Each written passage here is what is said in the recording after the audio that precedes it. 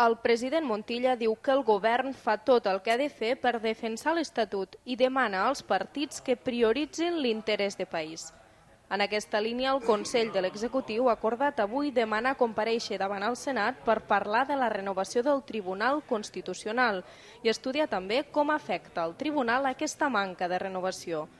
A més, el cap de l'Executiu convocarà els senadors de l'Entesa Catalana de Progrés per impulsar la reforma de la llei del Tribunal i ha expressat el seu desig de comptar també amb els senadors de CiU.